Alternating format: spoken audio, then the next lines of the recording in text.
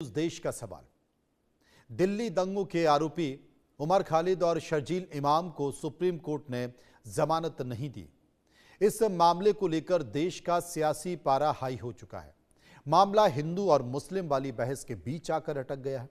इस मामले पर एआईएमआईएम के मुखिया असुद्दीन ओवैसी ने कांग्रेस को आड़े हाथों लिया है। उन्होंने कहा कि सुप्रीम कोर्ट ने 2 विचाराधीन कैदियों को जमानत क्यों नहीं दी, उन्होंने इसकी वजह भी बता दी है। ओवैसी ने याद दिलाया कि यूपीए सरकार ने गैर कानूनी गतिविधियां रोकथाम अधिनियम यानी कि यूएपीए में संशोधन किया था। उन्होंने यूएपीए में संशोधन करने में कांग्रेस के कथित रोल की जमकर निंदा की, आलोचना की। उन्होंने आरोप लगाया कि जब पी चिदंबरम केंद्रीय गृह मंत्री थे तब कांग्रेस ने यूएपीए में संशोधन किया था। इसी वजह से उमर खालिद और शर्जील इमाम सहित तमाम अंडर ट्रायल कैदियों को लंबे समय तक जेल में रखा जा रहा है। असुद्दीन ओवैसी ने कहा कि सुप्रीम कोर्ट ने 2 अंडर ट्रायल आरोपियों को जमानत नहीं दी और कोर्ट ने जमानत ना देने की वजहों से स्पष्टीकरण भी दिया। कांग्रेस के नेतृत्व वाली यूपीए सरकार में यूएपीए में संशोधन किया गया और उसमें आतंकवाद की परिभाषा को शामिल किया गया। आज देश का सवाल में हम अपने खास मेहमानों के साथ इसी मुद्दे पर चर्चा करेंगे कि ओवैसी का सुप्रीम कोर्ट के फैसले और कांग्रेस पर सवाल उठाना कितना सही है। लेकिन इन सब के बीच तमाम सारी चीजों में मैं आपको परिचय भी कराऊंगा, लेकिन बयान सुनिए।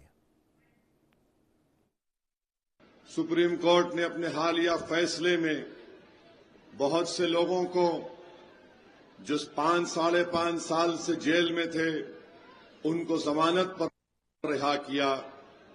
2 अंडर ट्रायल्स को, एक्यूज को सुप्रीम कोर्ट ने जमानत नहीं दी और जमानत क्यों नहीं दी इसकी वजह सुप्रीम कोर्ट ने बताई।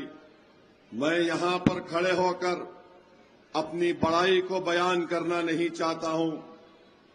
जब यूपीए की सरकार थी, डॉक्टर मनमोहन सिंह वजीर आजम थे, जनाब चिदंबरम इस देश के गृह मंत्री या वजीर दाखिला थे। उस वक्त उन्होंने अनलॉफुल एक्टिविटीज प्रिवेंशन एक्ट को तरमीम किया और उसमें एक डेफिनेशन लगाया था कि दहशतगर्दी क्या होती है।